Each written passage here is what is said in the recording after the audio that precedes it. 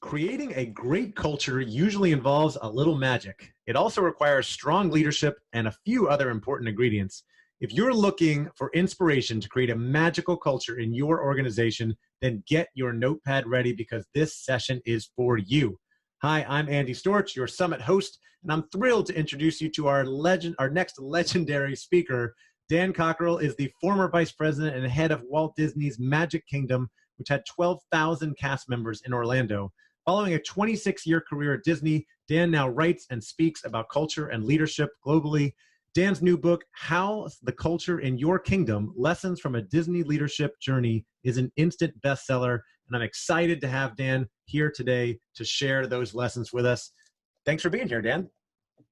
Well, thanks for having me, Andy. I got to replay that introduction from my wife. I love the word legendary. She won't believe it. Legendary. I'll be happy to tell her about it, especially when we get together sometime in Orlando before you leave. And I know you are coming to us from Starbucks in Colorado. I got to love, the access that we now have in this virtual world to be able to work and present from almost anywhere. Before we get into some of these components of culture, let's start with a little bit of your Disney career and how you ended up, leading the culture and everything at Magic Kingdom. Yeah, it was unplanned. I'll tell you that, like most careers are. I was a political science major at Boston University. I had no plan, but I played sports. So I really loved leadership and I loved influencing people and relationships and structure. So I actually waited tables in Ocean City, Maryland after my freshman year in college. And my sophomore year, I went on the Walt Disney World College program. And when Disney was at full go, there was about 12,000 college students working there. So great program, got some excellent experience working there for a summer. Then I went back to school for 2 years. When I graduated, decided that Disney seemed like a great place to be, the structure, the service orientation. So I went back down and interviewed, and I told them I had a political science degree, and they told me I was qualified to park cars at Epcot. So I said, thank you, and I took the job. And I did that for 6 months. And then I had the opportunity, actually I had a bigger plan than that because I'd gotten a work visa through school to work in Europe. And I was able to be a management trainee at Disneyland Paris. So after the 6 months at Epcot, I went over to France. This was about 3 months before the park opened there in 1992. And of course, they put me in the parking lot because I was now an expert in parking. So I opened the parking lot in April of 92, and I was supposed to stay for a year and a half. And there was a subplot where my girlfriend at the time was from France, and we started dating, and then we moved in together, and then we got married in April 93. We had an 8-week engagement so I could stay in France to get my green card, and we stayed there for 5 years, and I had 5 different jobs there. And then we moved back to Florida in 97, and I spent the next 23 years at Walt Disney World working in parks, hotels. Finished my last 9 years there as a vice president of Epcot, Disney's Hollywood Studios, and Magic Kingdom. So 19 different jobs over time in 26 years. And I'm a huge supporter of diverse experiences. I think it just makes life more interesting. It keeps you on your toes. It keeps you moving forward with change. And it gives you just great backgrounds. So when you get to those bigger jobs, you're ready for them, and you've done a lot of things along the way. And then a couple years ago, my wife and I had talked for a year and left Disney, which was the scariest thing I've ever done, and started our own company. And we've been consulting and keynotes and workshops, and just wrote the book. So we have a lot of things going, and we've been doing, as like people like to say, a lot of pivoting with this COVID thing. That was like everything else. I think Disney once said, one of his quotes was, there's nothing better every once in a while to get a kick in the teeth. I think we've all gotten that over the past 6 months, and you either got to step up and adjust or sit on your couch and wait for it to end. And it's a choice. And we chose to move forward and just figure out how to do more things online and figure out how to kind of get through this until things get halfway back to normal. Yeah, I'm doing the same, and so many people tuning in are doing the exact same thing, looking for ways to pivot or have been pivoting, and that's kind of the theme for this that I came up with, which is no going back. A lot of people we're sitting on the sidelines waiting for things to get back to normal, and it's not going to happen. Like, we have entered the future of work. This is the way things are going. And I was going to ask you, having gone into this next phase of your career as a an author and speaker, and you probably plan on doing a lot of speaking. And I know a lot of people who are following this have thought about doing that down the line as well. I'm sure that's changed a lot under COVID as well, because there are not, corporate conferences to speak at anymore. Well, exactly. I mean, we were in the same boat. I think people say, people are getting furloughed and it's hard. And, Valerie and I, we worked closely together on our business, and we saw, 6 months of stuff just disappear. I mean, a big reason we did this was for some of the freedom to be able to work from anywhere and travel. And we were doing work in Peru with a train company, and Croatia with a hotel company. And we were set to go to Australia this fall. And all of a sudden, boom, it's gone. And it's rough. But at the same time, we said, okay, well, there's things worse than, we have a house. We still have, we had some decent savings. And so I'm a silver lining kind of guy, and there's always a lot of upside and positives. And like I said, you can focus on the downside, but it's not going to change what happened. And, I'm a big fan of growth mindset, that whole concept of mindset. And Yep. Just you take what you have and you look for the next opportunity, and you just start saying yes to people. And first thing I did under quarantine, I sent a note out to my community and said, hey, we're going to do free mastermind sessions. And I said, is anyone interested? And, 250 people responded, yes. So, on a rotating basis, every 2 weeks, we had a group on Monday through Friday daily. And we had people from South America and Australia and Europe and the United States just talking about how people were dealing with it and getting through it. I learned a ton along the way, and I made a bunch of new contacts while I was sitting at home. That's the beauty of this technology. So there's always a way to move forward. No matter how much, your cheese gets moved, there's always something you can be doing to prepare for better times and be in a better position. Yeah, 100%. I mean, like I said, many of us have been pivoting. I had trips planned to Scotland and Munich and all kinds of different places as well. And all that got put on hold, and we pivoted and made changes. So we're all doing. So I love that mindset and the silver linings. Let's get back to culture. When it comes to creating a great culture, before we get into some of the best practices, what are some of the challenges that always seem to get in the way? Or what are the biggest challenges to creating a great culture? Yeah, that's a great question. I think a few things with building culture. Culture is a long-term investment. When you're creating culture, you're building a sustainable model and success organization for long-term growth, long-term success.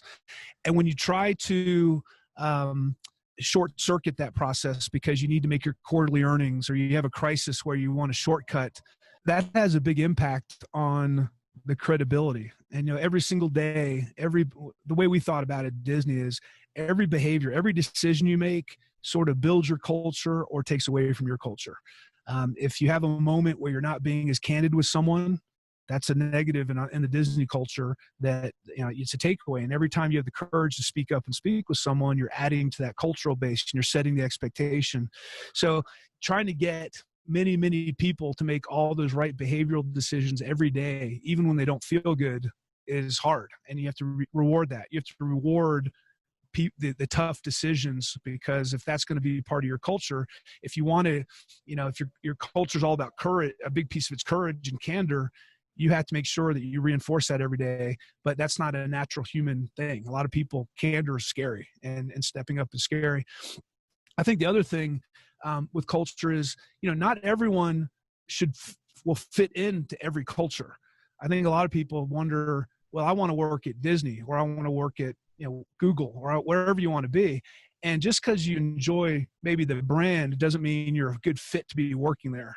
And I've seen that's where most of the problems happen when we hire people, is we just hired the wrong person, and not necessarily just on an individual level. Their values and how they like to work and what gets them motivated just doesn't jibe with the culture they're in. An example is at Disney. If you love working independently, you shouldn't be at Disney, because no one works independently at Disney. Everything's connected. We collaborate like you wouldn't believe, almost to a fault. It creates bureaucracy, but also it creates great decision making. At Disney, if you don't like working on teams, you definitely shouldn't be working there, because you will fail, like in a lot of companies.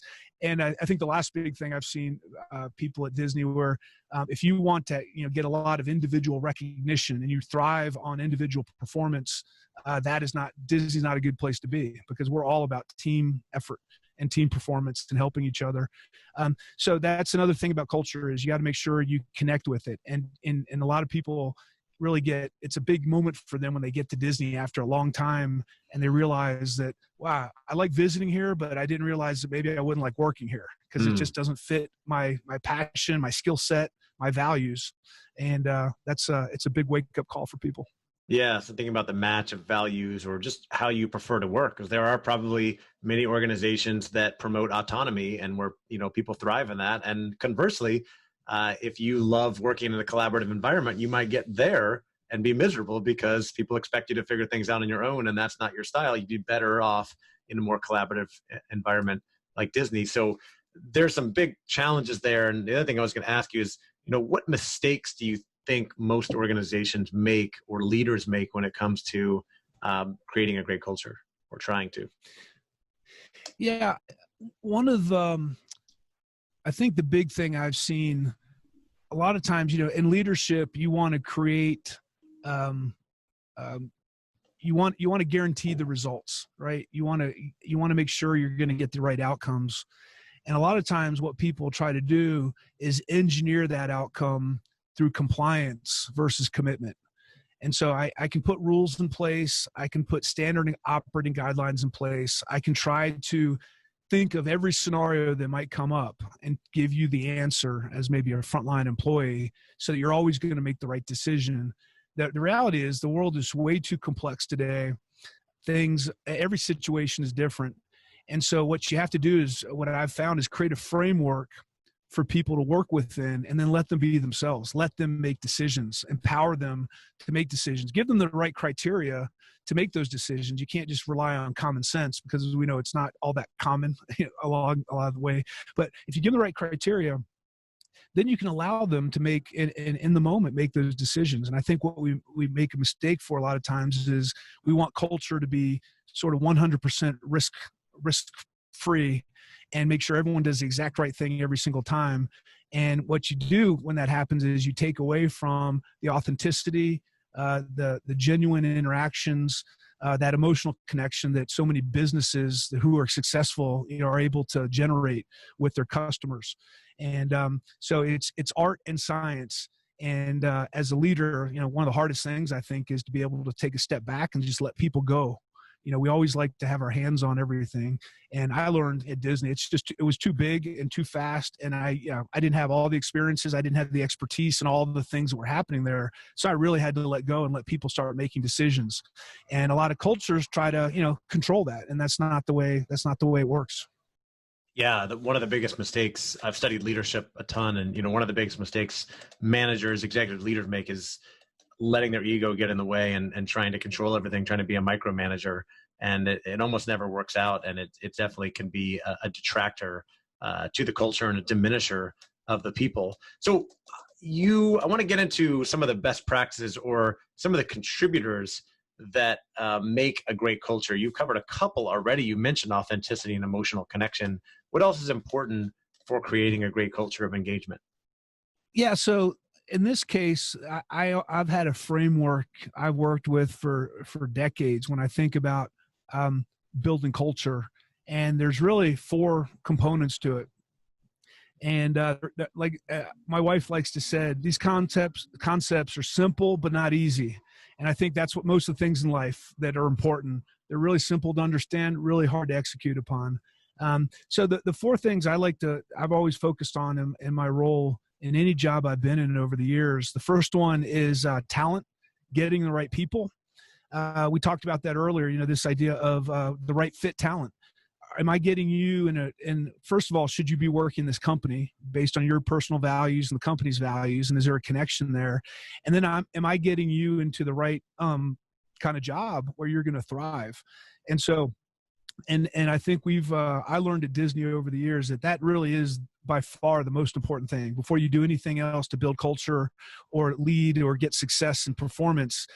If you get the right people on your team, 80% is done, maybe 90% is done. And there's a great book, a lady that Valor and I work with named Carol Quinn, and she wrote a great book called Motivation-Based Interviewing. And she talks about this. How do you make sure you get the right people in your organization, the right jobs? And she talks about three things: skills, passion, and attitude. And what I've learned over time is, at least for Disney, skills are not really important when we're hiring people, because there's a good chance that you never worked at Pirates of the Caribbean before, but we can teach you how to do that. And we can teach you how to do most of the jobs there. Obviously, if you're an architect or you have a technical skill, you need to get a degree for that. But most of the jobs are in service, and we'll train you. Passion is, do you want to work here for the right reasons? A lot of people, they have this dream of working at Disney, and it's kind of like almost too Pollyanna, and they don't realize how hard it's going to be. And so you got to understand that. But by far, the most important thing I've found hiring people is attitude. If you hire people with the right attitude, life is good. These are the people that overcome obstacles. They overcome barriers. They have this, they're internally motivated. No matter how much you pay them or don't pay them, motivate them or not motivate them, they're always going to be up and performing, giving their best and giving their all, because that's the way they're wired. And so if you can hire those kind of people, you'll have incredible success. The problem is not everyone's wired that way, but if you can find those kind of people, or at least have more people in your organization, that's a huge motivator. The next three things are, after you get the right people on your team, the next three are, pretty logical. First, relationships. If you want to build a culture, people need to feel that they're valued, and when they come in every day, they're contributing, and relationships is a huge piece of that. So not only when I was working at Disney would I make sure I had a great relationship with my direct reports.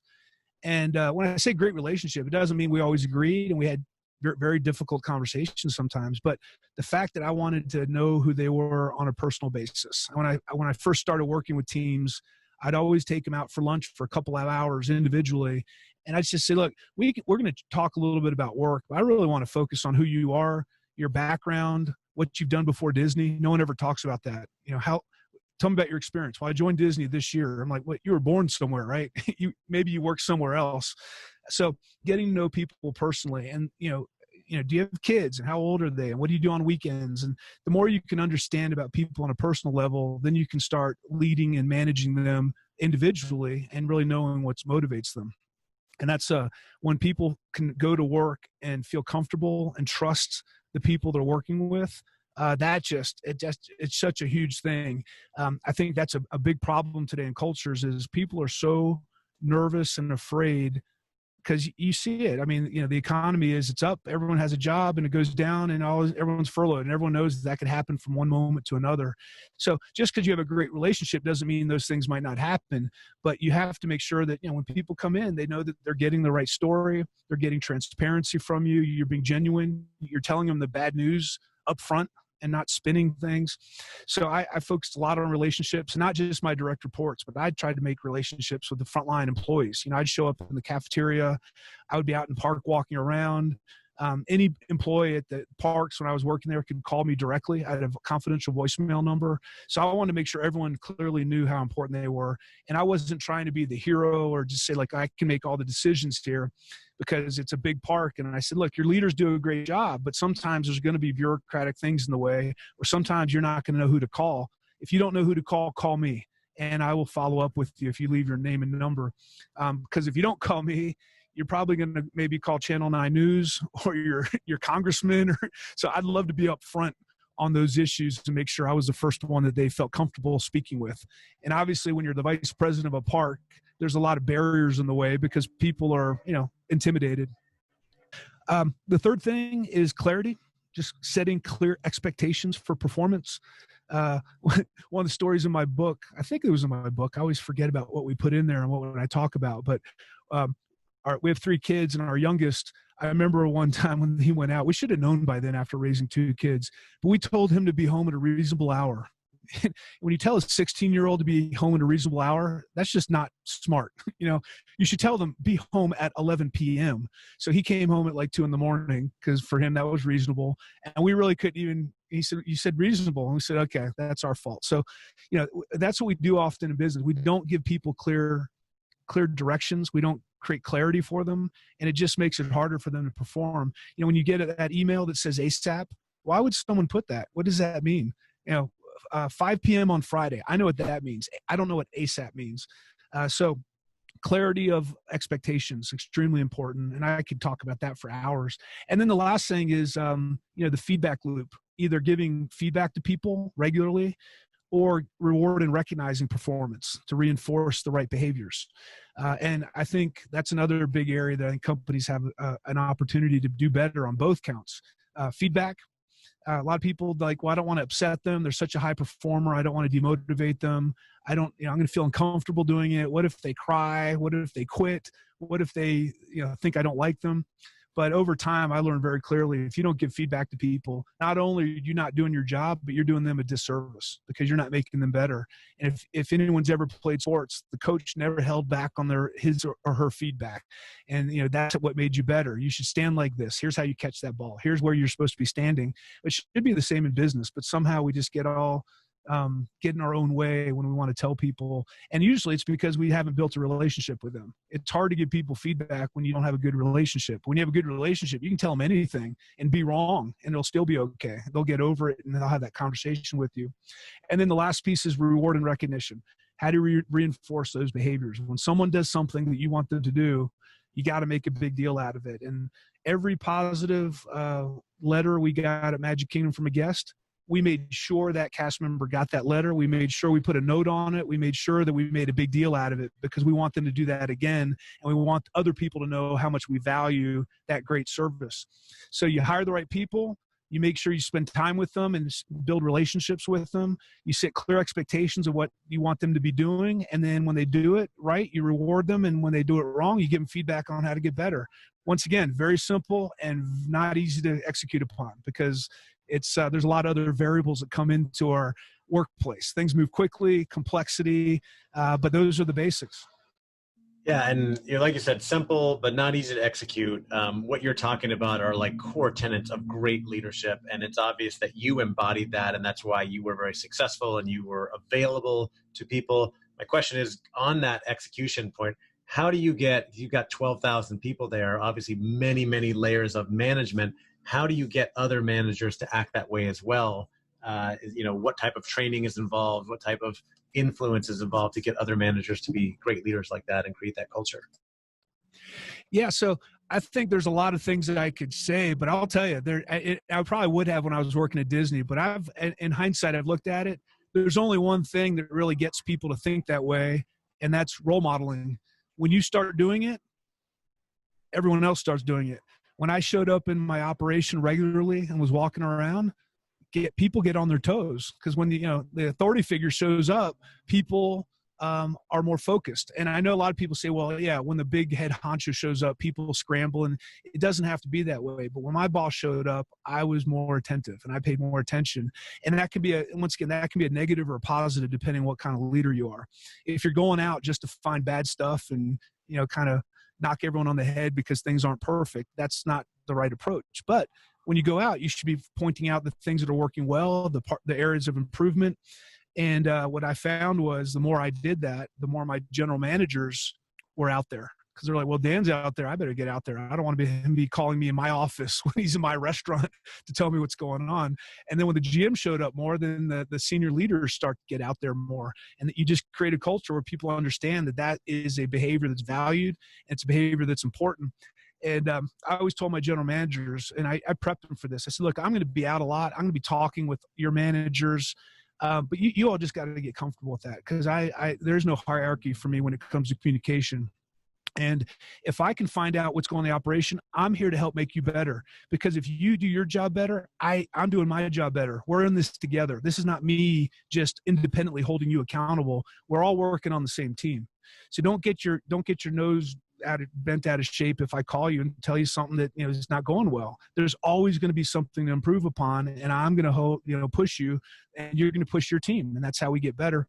And I had a really one of my most talented general managers. She came up with, when she was running merchandise, she came up with her own little campaign. And because I always said, I had things in the cafeteria. If you have something on your mind, go to your leader. If you don't feel comfortable, call me. Here's my number. And I had my picture on it. And so I kind of did the marketing and advertising of how to get in touch with me. So she said, she went to her team. She goes, guys, I got a better campaign. It's called Call Deb, Not Dan.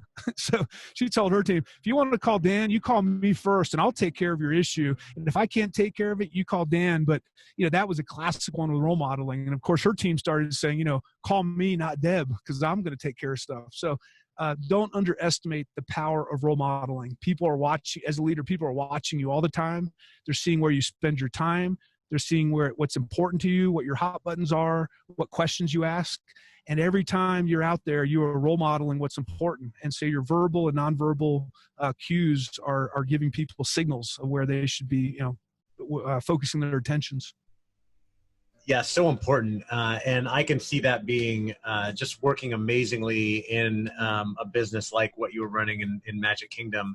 For a lot of people watching and listening, working in corporate businesses that are now operating almost completely remotely, under this pandemic, how has that shifted, or how would you adapt some of your teachings on culture and leadership for this virtual world? Yeah, I think there's a few things here. I think one is the nature of your business was disrupted just randomly by what a pandemic would do to it. We've seen some businesses just really get hit really hard. Theme parks, Disney. You can't make movies, you can't make TV shows, you can't run theme parks, you can't run cruises. So that's been tough. But then if you're in the technology industry, you're thriving. I wish I bought stock in Zoom because everyone has to connect. Amazon, they're killing it because people want to be at home. So I think some of it was just pure luck, and the culture that has to be adjusted right now and how people need to adjust to it is either, okay, we got to figure out how to keep morale up for our people because they're not working, or we got to keep up morale because our people are overworked. It's kind of two different scenarios. So I think the main thing I've seen is, and once again, it comes down to, I think one big concept is you have to be much more purposeful and intentional now. You're not going to run into people in the hallway or at the water cooler or while you're getting a cup of coffee. As a leader, you're not going to come in the office and take a walk around and check in with everyone, pop your head in their office. So now you just have to recreate those processes and be intentional about doing it, but with technology. And I've been working with companies and giving them tips on this and saying, hey, the old, duck your head in, that can be a text message now. You can tell people, you know what, I'm on Zoom from 9 to noon every day. I'm just going to be on Zoom. Here's my link. If you want to pop in, just go ahead and hit the button and come in, and I'll be in my office working. And so you create your office, and people can pop their head in. Now it takes some time to get people used to that. People aren't used to this technology of trying to reproduce real life situations, but I think it's doable. Creating a chat group when you get up in the morning. Hey guys, quote unquote, just got into the office. I'm here. I know we have a meeting this afternoon on this topic, and Joe, if you could please bring this report to that meeting, I want to make sure that's part of this conversation. Everyone gets the message, and everyone's, okay, they hear it. And so now you have constant communication throughout the day. If your people are at lunch, they're out of the office. So now, okay, hey, this is Dan. I'm going to be on lunch for 45 minutes. I'm available for text, but I'll be back. So now your boss and the team knows that you're at lunch. So once again, I think a lot of these can be reproduced technically. Something else that I saw this in real life, and I see it on technology, is a lot of leaders, they start meetings, just go. You get in the room and the agenda starts, and there's no small talk. There's no how's everyone doing. There's no how has everyone's day been.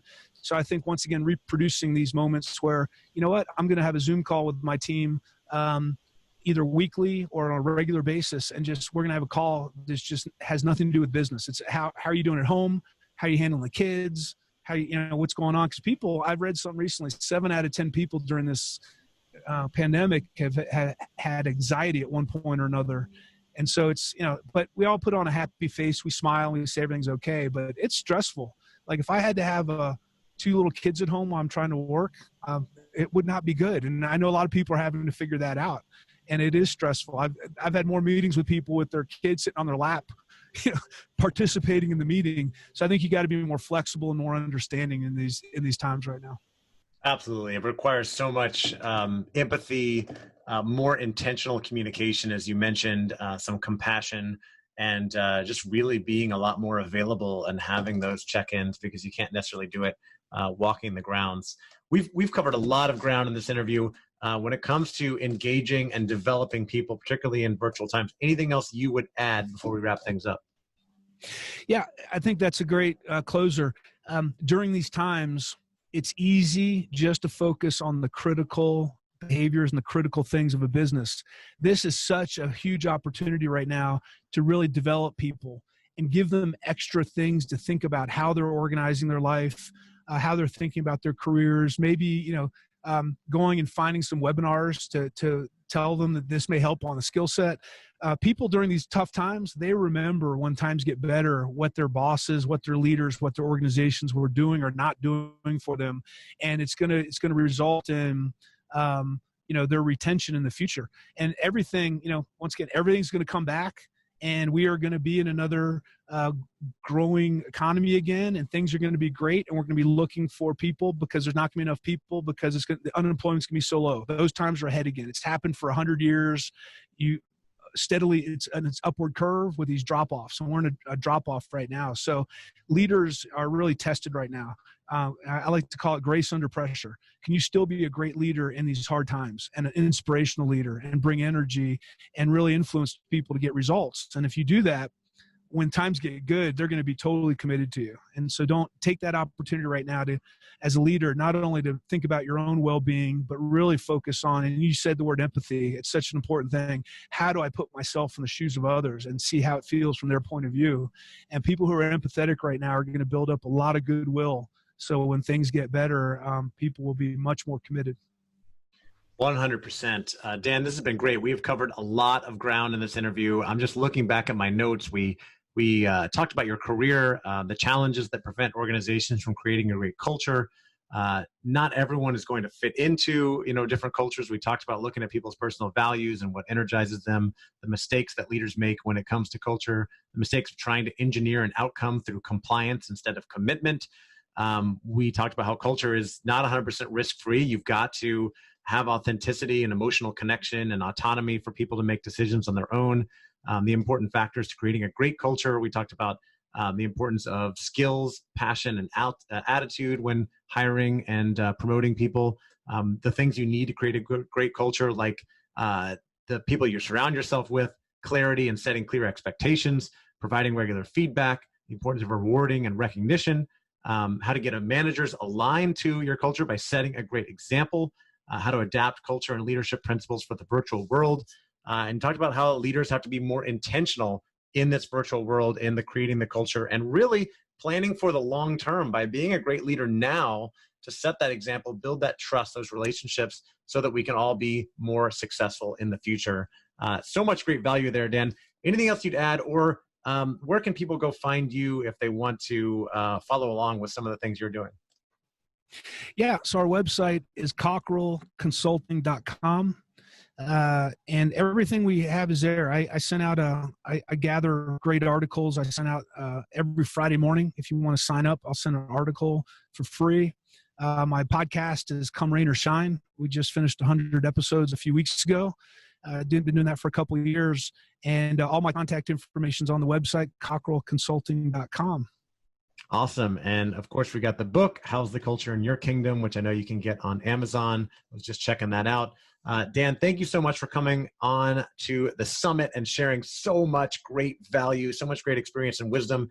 And to all of you who have been watching and listening, thank you for tuning in, for being here, for being present. I hope you took a lot of notes. And I want to remind you, please take those one or two things. What's that one or two things that you learned from this presentation, from this conversation, that you can take with you back to your job, to your team, to your organization to help create a better culture? Make sure that you make a plan to take action on that, set some clear expectations for yourself and others, and get that done so it'll be worth our time and worth your time as well.